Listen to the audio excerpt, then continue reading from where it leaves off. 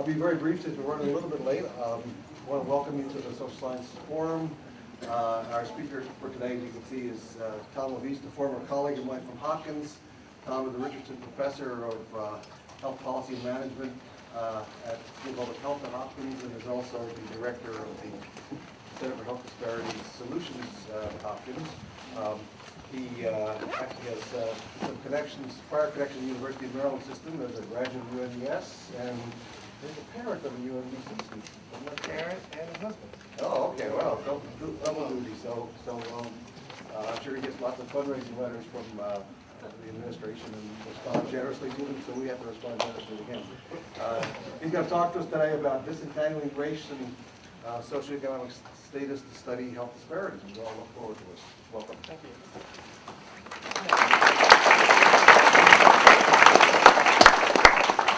Thank you for applauding before I say anything. I appreciate that. Is it okay if I don't use the microphone? As long as you're loud enough that we can hear you. So I have to stand back here? Okay. If you couldn't hear me back there, how did you know that I asked about it? I'm very skeptical about it. I know UMBC types. My wife and son are alums of this place, so I know how you guys are. Okay. All right, so I have to be a stationary target. I usually like to be a moving target when I'm talking about these topics because, frankly, you have to be sometimes because there are certain aspects of public health that are inherently political. And race and health and socioeconomic status are among them. But I have a lot to cover here and would like to get right to it, so let's do that. I would like you to, if you can, try to imagine a society without health disparities. Can you do it? Can you? What would that look like? How do we get there? There was a time when I could imagine such a society, and that was before I knew that we had health disparities. Some of you may be in that position. But one day I discovered health disparities when I was a graduate student at the University of Michigan. I was walking around downtown Ann Arbor, Michigan, trying to find something to do other than looking for a book to read, other than a book that had a bibliography in it. Anything that wasn't academic. And I came across this book, A Night to Remember, which is a book about the Titanic.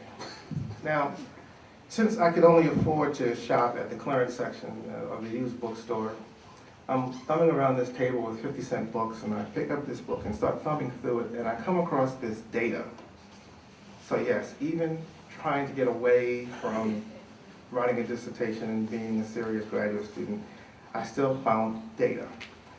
And what this data showed was data on survival of passengers on the Titanic as a function of the class of ticket that they had. So of course, because I was so far gone at this point as a research scientist, I couldn't help myself, and I had to analyze this data.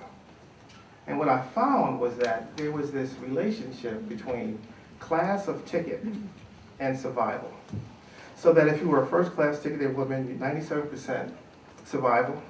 Second-class ticketed woman, about 84% survival. Third-class ticket, about 54% survival. And this is my introduction to health disparities. Now, why would this be? The whole ship went down, right? All sections went down. So why would the class of ticket matter? Even in this most unique of circumstances, it did. And this is what was really fascinating to me, and actually literally changed my career trajectory into public health and away from political sociology, which was what I was studying at the time. But the magnitude of the disparity was shocking. And when you consider the scarcity of the resource that was necessary that night to survive, that is, that they only had enough lifeboat space to accommodate 53% of the men, women, and children on board. So lifeboat space was a scarce resource. And when it comes to scarce resources, who you are and what you have often determines who gets access to those resources. The magnitude is staggering. If you were a second-class ticketed woman, you're about 5 times more likely to die. If you were a third-class ticketed woman, about 16 times more likely to die. This is the essence of what health disparities is really all about. You may be familiar with a report issued by the Institute of Medicine entitled Unequal Treatment that was published in 2002. And this report, any of you familiar with this report? You can raise your hands, okay. That's it? No one else? Well, this was a report issued by the Institute of Medicine in 2002. And it was the report that placed the issue of health disparities on the front burner of the country's health policy agenda, where it has been ever since. Now, this was not the first report issued by the Institute of Medicine on this topic. It was certainly not the first report issued on the topic. But why was this report so successful, and why has it remained on the agenda since this report was issued? The reason, I believe, is because of a very artful crafting of and framing of the problem that was done in this report as opposed to previous reports. So in previous reports, they would simply show the data of survival, death rates by this or that condition, by ethnicity, by race, by socioeconomic status, and they would say, look at these big gaps. To which people would say, well, that's really about access to care. It's not really race. It's really about the patients that don't want to get care. They choose not to get health care when it's available to them. It's not really about race, it's about patient preference. And you'd have all these excuses. But what they did in this report was, I thought, a very artful use of problem definitions. So one of the things that we talk about a lot in the health policy program I teach, how you define a problem. What they did was they said, okay, we're going to summarize the research conducted on patients that have health insurance, that went into the hospital and tried to get care, and then we're going to say, what is the disparity in the quality of care that they receive with the same health insurance at the same providers? So it took all of the excuses off the table. At that point, we had to come to grips with the fact that we had a problem, that it really was a health disparities problem. So widely accepted has the problem become that even former President George Bush said, African American males die sooner than other males do, which means the system is inherently unfair to a certain group of people, and that needs to be fixed. He really did say this. This is an actual quote from one of his speeches. Now, unfortunately, he didn't give this quote in the context of announcing a new initiative to fix the problem, nor did he give this comment in the context of even using the bully pulpit to raise awareness of the problem. In fact, he was making the argument that African Americans should support his effort to privatize Social Security, because if they did, then when they died prematurely, their benefits would be inherited by their families. But political considerations aside, the president certainly was accurate that we do have a problem that needs to be fixed. Another thing that needs to be pointed out is the distinction between health status and health care disparities. We certainly do have disparities in survival rates and in rates of morbidity, mortality, who gets ill. But we also have a disparity in the access to care, quality of care received, and in outcomes of care that we receive. Distinct but related problems. And it may seem like hair splitting at first, but when you think about it, the source of these problems are likely to be different, and the solutions are likely to be different. If the problem is health status disparities, then the problem is only partly solved by health care solutions. Most people have no encounters with the healthcare system in a given year, or very limited exposure. So most people are affected in terms of their health status more greatly by exposure to environmental or social factors, their health behaviors, or their own biological makeup. Health care disparities, of course, are a function of the health care system, and the solutions lie in making changes there. So first, let me just give you a couple of examples of health care disparities. This is from a study done in the Medicare population looking at use of procedures. These are 4 procedures that you don't want to have. These are things that happen to you only as a result of long-term exposure to poor quality care. So for example, limb amputations pretty much only occur when people have diabetes that has not been well controlled over a sustained period of time. And what this shows is that comparing African American and white Medicare patients, that African Americans in the first year that they did this study in '86 was about 224% more likely to have a limb amputated, and that disparity actually widened over the period of the study. And this pattern exists for all of these conditions. This is from a study done by some guy named Thomas Laveist. We're looking at 3 hospitals in the Baltimore area, and I guess I owe it to my employer to say Johns Hopkins is not one of the hospitals in this study, although I'm not convinced that the results would have been any different had it been in this study. But this is a study where we looked at patients that have been diagnosed with a heart condition that required cardiac catheterization, which is an invasive procedure to diagnose heart disease. And we found that among these patients, all of whom should have been referred for catheterization, that only just over 80% of the white patients received a referral, and less than 60% of the black patients received a referral. So we have an overall quality problem for everyone, and then we also have a disparity in quality. And finally, this is a study from the VA hospital. What I like about this study is that the patients all have the same insurance, and the healthcare providers are all on salary. So there's no economic benefit to either provide the service or not provide the service. And when you see that, there's no economic incentive on either the patient or the provider side. Only 50% of the patients got revascularization, and fewer than 30% of the black patients. So we have a quality problem in this country, irrespective of race and social class, and then we have a disparity in quality too. A couple of quick examples of health status disparities. This is just looking at overall mortality rates by race and gender. Now this is for 2003. This could have been 2005. It could have been 1993. It could have been 1983. The pattern is the same in any of these years. And the pattern shows 2 things that I would point out to you. First is that African Americans have the highest mortality rates, higher than all other ethnic groups. And also that men do worse than women, regardless of ethnicity. So we have an Office of Women's Health in Maryland and all over the country. My question is, where's the Office of Men's Health? I don't know what an office does, but if anybody needs an office, I think the guys need an office. So that's just another issue there for another time. When you look at the patterns over time, the disparities have been pretty consistent for as far back as we can go with high quality data.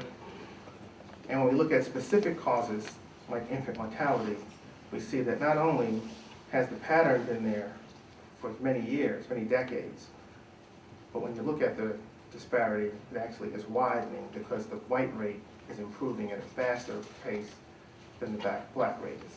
So the gap is getting wider. Now, a question I'm often asked is, are race disparities really just masking socioeconomic status disparities? And I wish that that were true, because when you look across levels of socioeconomic status, we find differences by race. Here is an example from diabetes. We see a gap across all levels of education. Here is for sexually transmitted diseases other than HIV, obesity, self-rated health. Pattern is the same. Infant mortality, if you notice for infant mortality, the infant mortality rate for the most highly educated black women is higher than the infant mortality rate for the least well-educated white women. So we have a problem that is both race and social class. But one of the problems that we encounter in doing research on race disparities is the confounding of social class, because we also know that racial status is also associated with socioeconomic status, where ethnic minorities, particularly African Americans and Hispanics, Native Americans, tend to have lower levels of education and income. And we do know that education and income is an important determinant of health outcomes. So this problem that we have is how do we disentangle race from social class to address race disparities, or in other words, identify the nature of race disparities. Now, the way that we deal with this in research is we try to usually we try to deal with this by using statistical methods. We don't usually deal with it by research design. We deal with it by our analysis strategies. And I'm going to give you an example. I'm going to do a quick example here using the analysis strategies that we typically use to try to deal with this problem. And I'm going to demonstrate to you why these methods are inadequate. So the example that I'm going to use is from the 2002 National Health Energy Survey. This is a large national survey, an annual survey of over 90,000 Americans. And I'm going to use all adults over age 40, of which there are 33,000. And I'm going to do a simple analysis of 3 variables: race, income, and disability. Now, you sure I have to use that microphone? Okay. I'll keep standing here. Okay. I'm going to use 3 variables. Now, I'm sure there are anyone here who, many of you here could testify that this is, I'm setting the bar pretty low because I'm looking for just 1 disability, right? I'm using income in 3 categories and 2 race groups, African American, white. So it's a very simple analysis. And I'm going to show that we can't even do this simple analysis with a data set with 33,000 people in it. So the first thing that we would normally do is look at the relationship between race and disability. And here I'm using what we call a logistic regression, and that's the odds ratio, 1.46. And what that means is that African Americans have 46% greater odds of having a disability compared to whites. Am I right? Is anyone here taking statistics yet? Well, then you should know. I saw you in the white here. You should know. That's right, trust me. And we're the confidence interval, so that tells us that, right, there's a relationship. Blacks have a greater odds of having disability. Then what we would do is we would look at income status the same way. With the odds ratio is getting lower as income levels go up, so that's telling us that as income increases, the odds of having a disability decreases, right? Now look, I know I'm not in church, but you can give me some response. Come on, let me know you're here. Thank you. It's almost like, you know, you're lecturing in class and you see all the laptops up and, you know, I walk around, I mean, last week I lectured in the back of the room because I just wanted to know what they were doing. People are on Facebook and MySpace, they're downloading illegal music, they're buying shoes, all sorts of stuff, you know. And there's a correlation between what they're doing on the computer and their grades on the midterm. Maybe I'll start putting that on their sheets. You know, Facebook, C. You know, shoes, B minus. We like shoes. We like shoes. Anyway, so now this is typical. This is statistics 101, or maybe 102. You know, multivariate models. The next thing we would do is we would put race and income together in the analysis to see if one cancels out the other. Am I right? Anyone? We'll look at David. I know David. David's an economist, and you know they have different ways of doing things. Oh, he said you better know this. It's going to be on the test. Final. So when we put race and income in the model together, trust me on this. What this is telling us is that race is not a significant predictor of disability, but income is. Right? That race drops out and income is a predictor. So we would conclude what? That it's not really about race, it's about income status. So we should develop policy based on income, not on race. And those of us that are researchers would publish this article, we get promoted, we get a raise, and all would be right with the world, right? Except that we would have added false information to the scientific literature. Because if we simply had gone the next step of just simply creating a simple table, 2x2 table, race by income, and looking at the rate of disability within each of these categories, we would see 2 things. First, we would see that in the lowest income group, under $20,000, that there is, in fact, a significant race difference, with blacks having a greater risk of having a disability.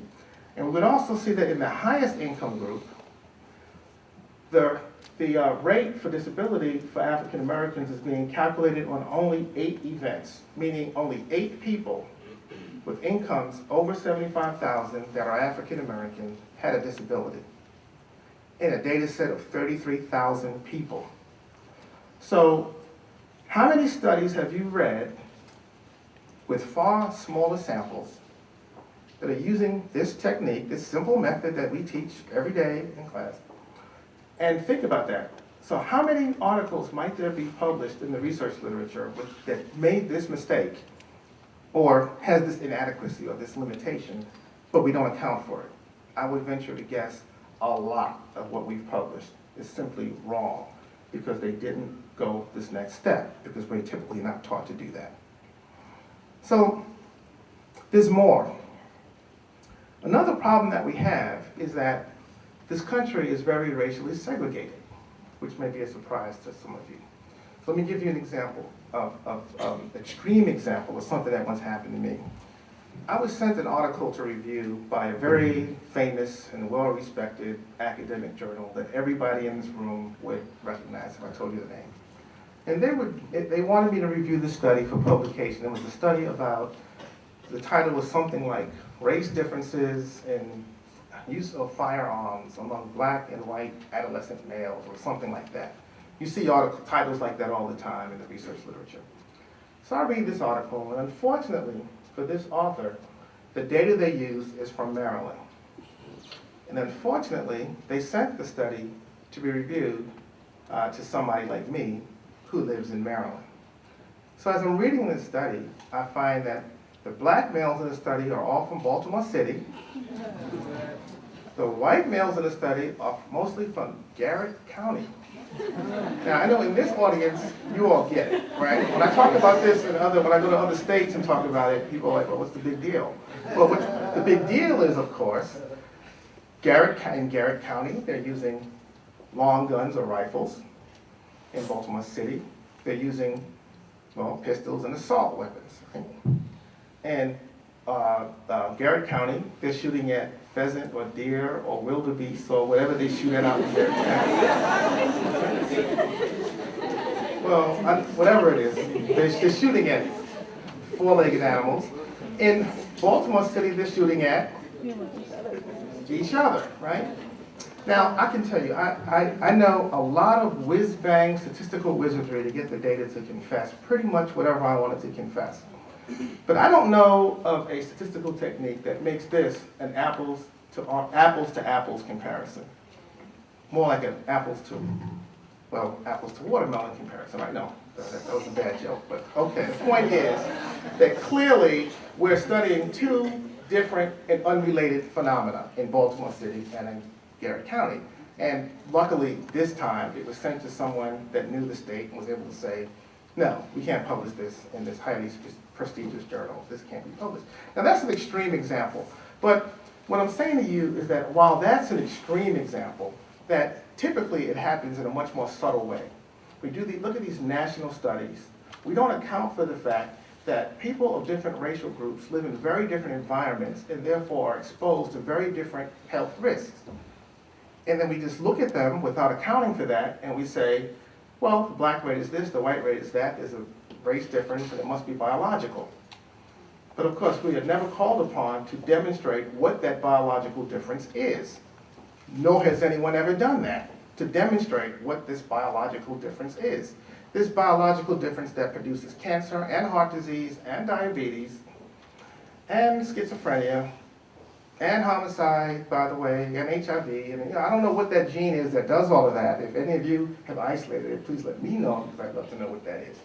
And this is what happens when we don't account for the fact that we live in the country together, but we experience the country very differently.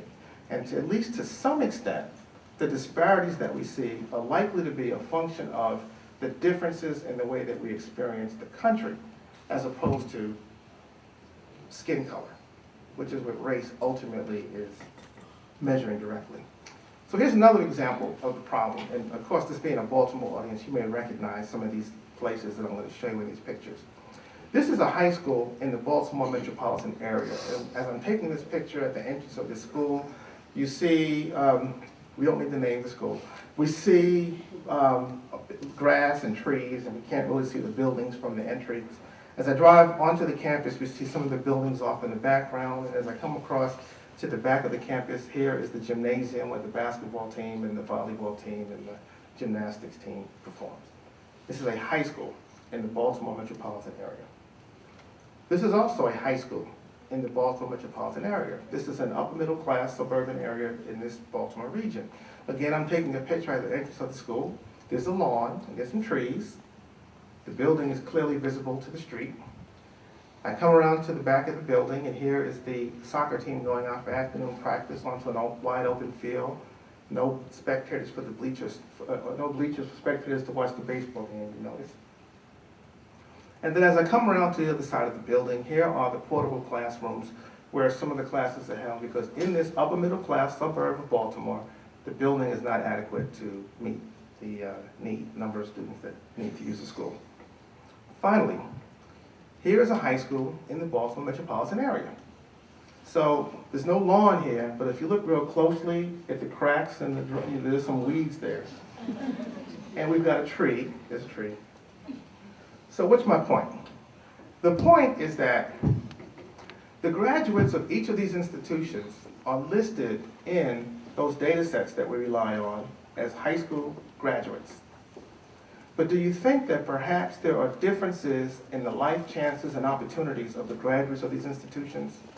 And do you think that perhaps those opportunity differences might play some role in the outcomes of these graduates? So when we do our research and we simply put into some statistical model high school graduation, and we think that we have now accounted for socioeconomic status differences, as you continue with your education and you go into and you become researchers, I want you to think about this slide when you're taught to do that in your statistics class. Have you accounted for differences in opportunities and differences in outcomes by simply recording whether or not the person went to and graduated from high school? Or might there be differences that we can't account for in that unsophisticated way? So if we're going to deal with this, we need to move beyond simply looking at statistical analysis. This is a picture from about 2 blocks from my office, actually, of a corner store in Baltimore City. Notice the advertisement for cigarettes, lottery tickets, and alcohol. These stores are ubiquitous all over the Northeast, not just Baltimore, but all cities in the Northeast United States. This picture actually is from a store not too far from here. I was once approached by a friend of mine who's a community activist and asked about these stores, and asked if he got me the addresses of these stores, is there some kind of analysis I could do to demonstrate the location of these stores and whether they're more or less likely to be located in minority, particularly African American communities. By the way, this is my favorite store, my favorite one here. Now, I did not doctor this out. I love this because of the honesty in the advertising. It's perfectly honest. L&M Liquors, they sell beer, wine, and medicine. And of course, the medicine that they sell is the analgesic for the ills of poverty. Malt liquor and cheap wine. And I just have a nice little 12-ounce bottle of Miller there just for your, to compare. So the communities where you see these sorts of risks, environmental risks, tend to be the communities where the racial and ethnic minorities live. Here's a chart that we created by looking at the census tracts where these stores were located, and show that these sorts of stores are almost exclusively located in low-income, predominantly African-American communities. So this illustrates that we live in the country together, but we experience the country differently. And to at least some extent, the data that we see in these national statistics are a function of the different ways that we're experiencing the country. So the way that we went about trying to approach this problem at the Center for Health Disparity Solutions was to see if we could identify communities throughout the country that were racially integrated and where black and white people had similar education and income levels. And this is the criteria that we used. At least 35% African American and 35% white, and that the income and education levels between the two populations were relatively similar. Okay? Now there are 168,000 census tracts in the United States. How many census tracts do you think met that criteria? 5. Let me guess. 5. You had 5? 5. Anybody else? 5? 0? Well, it wouldn't be a lecture if it was at least 1. It's more than 1. Anybody else? Couple hundred? 2, 3, you guys are jaded. 425 out of 168,000. So it's not quite as bad as you think it is, but you thought it was pretty bad. The bar was pretty low for you guys. So fortunately for us, most of those tracts are in this part of the country: Maryland, Virginia, North Carolina, and several were here in Baltimore. And what we did was we found 2 census tracts that were contiguous. We put them together and we went in to do a study of the adults in these census tracts to see what is the nature of health disparities when you don't have to deal with segregation and you don't have to deal with differences in socioeconomic status by race. Do you still find the same disparities? So these 2 census tracts, this is from the 2 census tracts together, 44% white, 51% black. This is the median income, as you can see, very equal in terms of educational levels, low income community. This is the level of poverty levels. As you can see, they're very high compared to the national numbers, but relatively similar. Educational attainment is about the same for blacks and whites. This is gender. I don't know why I don't label it, but blue is female and red is male. You can see it's about the same. And we went in to interview the adults in these 2 census tracts. It was a 40-minute interview, and they were done in their homes. A handful of people we got at health fairs that we did, and blood pressure was our primary outcome. We interviewed 42% of the adults in this community, which is, I think, a pretty good number. So first, let me just go through a few slides just to show you how well we represent the community. And so red is from the census, the 2000 census, and blue is from our study, which we did in 2003. You can see we did a fairly good job of representing the community by race, a little overrepresented for blacks. Median income, I think we hit that pretty well, representing the community. Educational status, fairly well, a few errors where we didn't quite represent it exactly. And gender also, we reflected the community. So what I have here, and I'm going to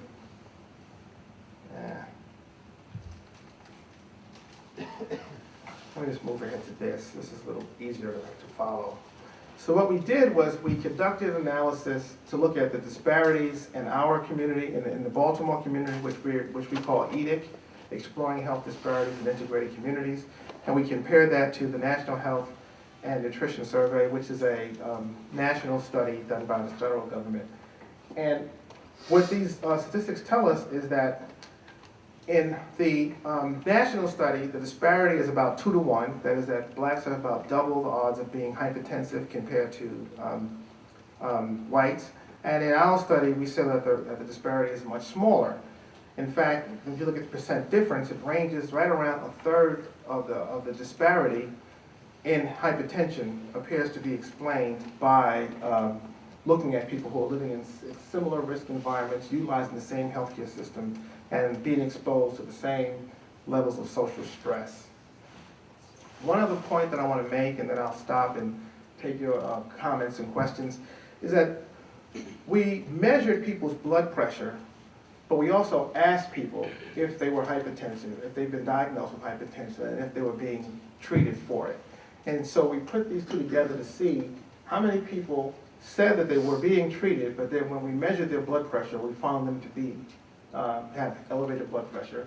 And we also looked at people that said that they were not hypertensive and therefore not being treated, and see how many of them we actually did find to have high elevated blood pressures. And we call those two categories undiagnosed and not well controlled, which are the two, I think, most interesting categories here. It's interesting to note that if you look at the not well controlled group, that 31.6% of the whites were not well controlled, which is an outrageously high number of people to say that they are hypertensive and are being controlled, being treated, and they're not well controlled. But as outrageously high that number is, it pales by comparison when you look at the black number. About 50%, half of the African American hypertensives that say that they're in treatment are not well controlled. This is a huge problem in terms of patient outcomes that we still see, even in this unique environment. But when you look at undiagnosed care, undiagnosed hypertensive, you see there's no race difference in not being diagnosed, which is unprecedented when we look at this question and other data sets. About 1/5 of both black and white respondents from this community were undiagnosed. In other words, was not aware that they were hypertensive, but when we measured their blood pressure, we found their blood pressures to be extremely elevated. So I'm going to stop there and see if there are any questions, comments, thoughts about any of this, and happy to take them. Or not. In the back. So that 70% that's left is outside of the medical model, right? Is that social determinants of health? Well, I think the 30% that we were able to explain, I would say, is the social determinants, that at least 30% seems to be a function of differences in the social environment that people are living in. Now, there's another 70%. Now, these models, we only use, what I should say about that is we were replicating models from the NHANES data set, which is very limited. There are a lot of other determinants of hypertension that we did not include in these models because they didn't exist in NHANES. I would suspect we could probably explain maybe another 10% of that or so if we had adjusted for other things that we normally would look at in the study of hypertension. So there is this other component, probably on the order of 50%, that is something else. Either it's behavioral differences, it's there's also people's trajectory, their life course, and the experiences they may have had differently over their life. There's also, they all live in the same community, but they don't all necessarily work in the same environment. So there are these other occupational exposures. There are things that we can't account for, even though we have people in this somewhat of a laboratory, but it's still not a laboratory in the sense that we can control every exposure the way you can with animal studies. But this is probably as good as close as we can come in a natural environment like this. Yes? Population a factor in, not this, but any statistics you knew about disparities? When you say population, what do you mean? Our country, population of whites, other two classes. I can't hear you. This the population of the groups you're citing, in comparison to the whole country. Is that a factor? Are they different than other people in the country? In other words, is this community somehow different from other places? No, I was just wondering if how many, like the population of whites or the population of blacks, does that play a role, or not in this particularly, but in other studies you do about disparities in the whole country? You mean the size of the population? Yeah. Well, no, because the statistical methods that we use usually accounts for the fact that the population sizes are different. When you calculate rates, that usually accounts for that, and it shouldn't if the study is well designed. Yes, over here. In studies like this, where you're literally going door to door, is self-selection a problem? Self-selection is a problem. It's a problem in all studies. I mean, it's no more of a problem in our study than it is in the NHANES study, because they're doing the same thing. They went around door to door all over the country. So, yes, it is. But the larger the proportion of people that you get from the community, the more accurate you are going to be at reflecting the community. We got 42% of the adults, which is a pretty good number. Also, when we compare the census reports, the census statistics to what we found, we see that we found very similar results. So either they lied to the census takers, they remembered the lie and told us the same lie, or they're telling the truth. So I think we did a fairly good job of representing that community. But self-selection is always something we have to sort of be cautious of in any study of humans. Yes? Since your centers for health disparity solutions, I'm interested in how you would take this data and begin thinking toward a solution for this community. Well, the center, which means everything we do, is about solutions, not necessarily that everything ultimately is a solution. But how I would phrase this is that this is all part of diagnosing the problem. So you often hear people say, we don't need any more research on health disparities. It's time for us to solve the problem. Nothing could be more inaccurate than that. That is absolutely untrue. Because if we just went out and started talking about solving the problem at this point, where we don't yet have a diagnosis of what the problem is, we would be wasting a lot of resources. So the fact is, if you get people to really talk honestly, we don't actually know why we have these disparities. We have theories, and people say it's biological, people say it's culture, people say it's the social environment, people say all sorts of things, but nobody knows. What this does is it at least is able to account for one of those aspects, which is the social environment, and say if we take the social environment out of the equation, then what's left? So what we can say from this is, at least in hypertension, at least roughly 30% of the disparity seems to be about the social environment. The other 70% is something else. Now I can't tell you exactly what that is. We need more to be able to definitively say it, rather than sort of just spouting theories. So this moves us towards a solution by helping us to have a more clear diagnosis. Yes? I have friends that finish medical school and want to approach health disparities from a medical school standpoint. They're in residency and they find that, in particular, African-American women that have the same symptoms of hypertension are not given the same care, given the same treatment. They're not given preventative treatment at the same rates as other races, and this would be in North Carolina. Have you found that in your research, and are you attempting to account for that? Oh, certainly. That study I showed earlier on the heart disease is an example of the same thing. These are people with the same diagnosis, with the same health insurance, at the same hospital, with providers that are on salary, and we're getting differences in their outcomes, in the way they're being treated. So, yeah, but health disparities is really many different problems. The problem you're describing is something about the healthcare system. Now, what is it? Is it that the health providers are just being discriminatory? Is it that there are differences in the health insurance status of people, and they would be compensated differently for different procedures? Is it something about patient preferences? I leave open all of those possibilities, and I'm open to being convinced of any of those possibilities by well-designed studies. What I want to see are the well-designed studies, and I think that we have a dearth of well-designed studies that study these problems. Instead, we used to teach in medical schools up until about 25 years ago that women and minorities don't respond similarly to whites for bypass surgery.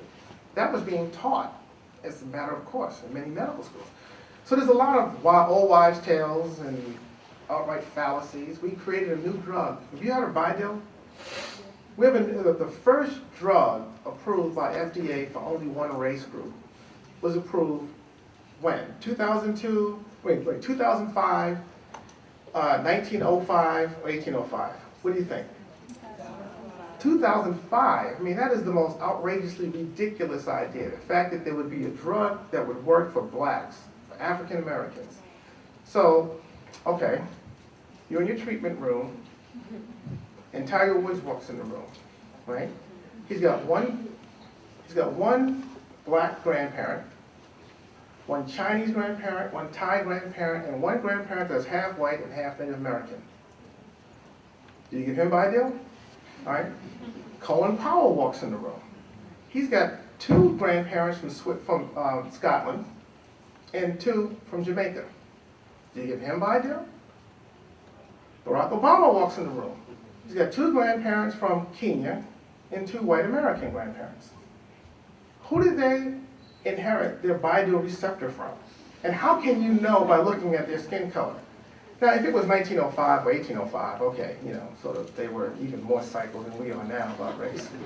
But in 2005, that the FDA could approve a drug for African Americans, when African American is clearly a socially constructed category of people who have some African descent ancestry and live in this country, therefore we call them all the same group. It's just outrageous to me. But there's something about race that otherwise rational and logical people sometimes lose their ability to think rationally and logically. It's a topic that's very difficult to talk about in this culture because we've had such a contentious history with race. So I try to talk openly about it and hopefully make people feel comfortable to do the same.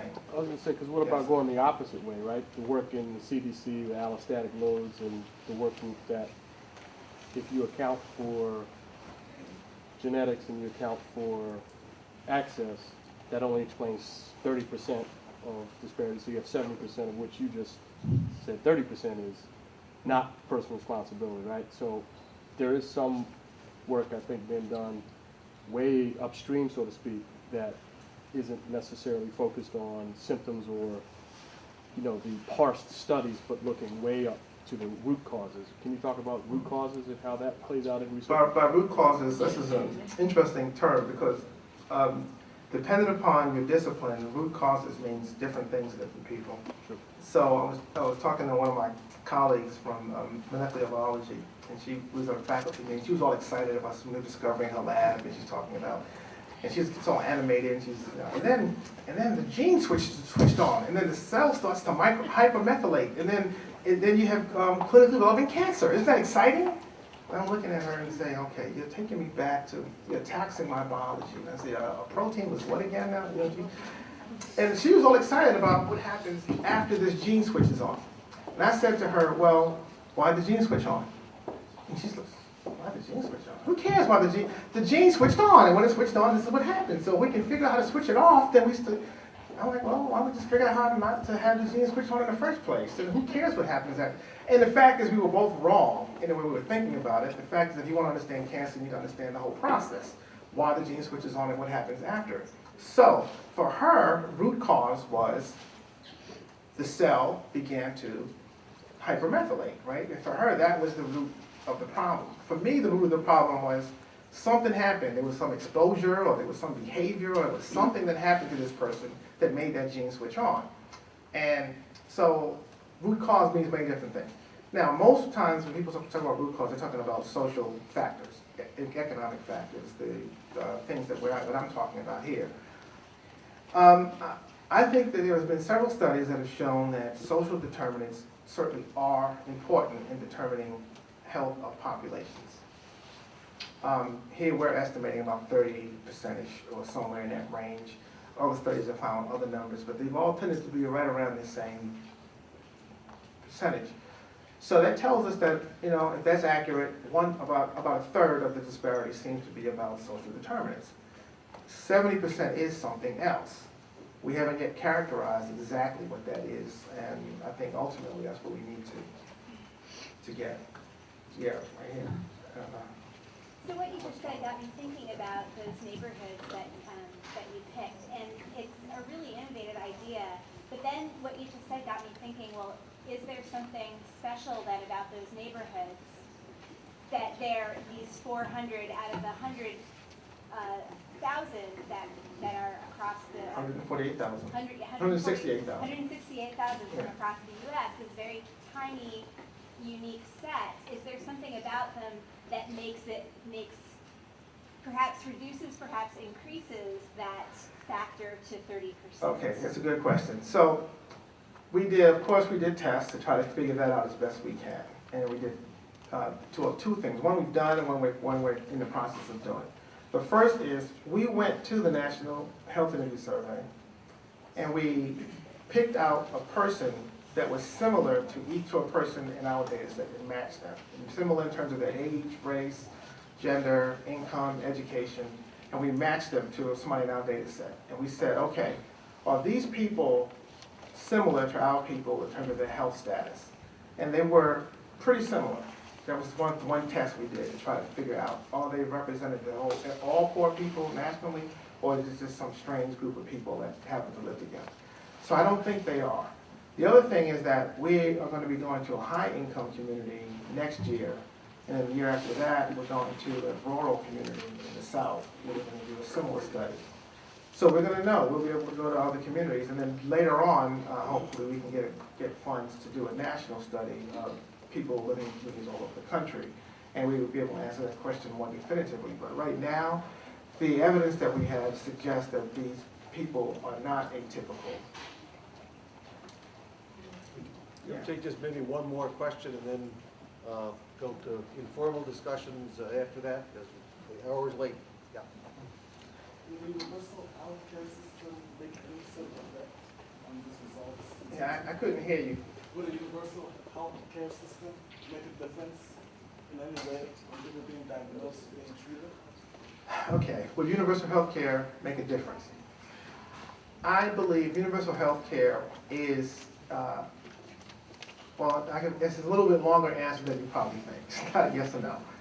My answer is that I think that it is unconscionable and immoral and absolutely unacceptable that we have anywhere from 45 to 55 million people in this country that don't have access to health care.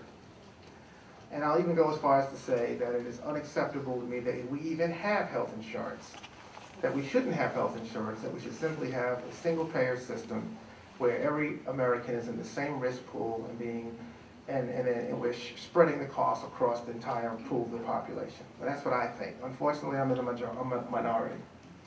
So I think that it is absolutely unacceptable. Now, if we did have that, in my opinion, we would still have disparities. Because we do, in fact, have universal health care systems. We don't have a health care system in the United States. We have many different systems. And several of those systems are universal systems. The active duty military is universal. The VA system is universal. Medicare is universal. When you look at those three systems, we find disparities in Medicare, which I showed you some of that earlier. We find disparities in the VA, which I also showed you earlier. Interestingly, we don't find disparities in the active duty military. Now, the reason we don't find disparities in the active duty military, in fact, it's the only place in this country that I'm aware of where we don't find race or gender disparities. I think what's happening there is that you don't have black culture or white culture. What you have is green culture. And people are living in a similar cultural environment. They're accessing the same system. The system is regimented care, that they're operating from an evidence-based, not from experience-based, and you have similar outcomes because of it. You also have a disproportionately healthy population, and illness is also an exclusion criteria. You get put out of the military if you're too sick, so all of those are factors. But I think that the universal care is necessary, but it's not necessary as a solution to health disparities. It will not solve it. Would it help? I think it would not fundamentally help. It would help in terms of health status. So the better access would mean more people would have access to care, and those people would have better outcomes because it's better than going to the emergency room once your disease has progressed to the point where you have to do that. So it may improve outcomes for those people, but would it significantly adjust the disparities? I don't think it would. I was about to call her, so I'll let her take one more. When you were looking at the communities that had like the same ratio of blacks to whites and same income and all that stuff, did you take into account or just consider looking at who their physician was? Because from physician to physician, they change the way they practice, and they change the way they may diagnose their patients. They might be more cautious just overall in assigning someone this, while another doctor would not be so cautious, and if he sees these symptoms, he would at least try and do something to begin with. If more of the African Americans went to Dr. A and more of the Caucasians went to Dr. B, then, I mean, they're two completely different physicians. Well, that's true, but what we would have to, so this community that we studied, there were no physicians in private practice in the census tract, zero. There were no doctor's offices there, no pharmacy, no supermarket, no chain stores of any type. It's a very low-income area, and actually it's not that far from here, from where we are right now. It's in West Baltimore. There are 3 hospitals, catchment areas, that this is in the hospital, Catherine Earth, 3 different hospitals. Bon Secours, St. Agnes, and University of Maryland. Now, anecdotally, this is just from talking to people, not something that we systematically studied. It does appear from talking to people that there are differences in where people go for care in terms of hospitals of preference. That the blacks seem to be more likely to go to Bon Secours, the whites more likely to go to St. Agnes, and neither of them trusted the University of Maryland. And I'm not saying that because of Hopkins, because I am a University of Maryland grad, so I actually don't buy into the whole rivalry crap. Not that it really is a rivalry, I don't see where there is one. But anyway, so nobody really trusted University of Maryland. In fact, interestingly, they trusted Hopkins because they didn't have any experience with us, so we were able to come with a clean slate, and they didn't have a trust problem there.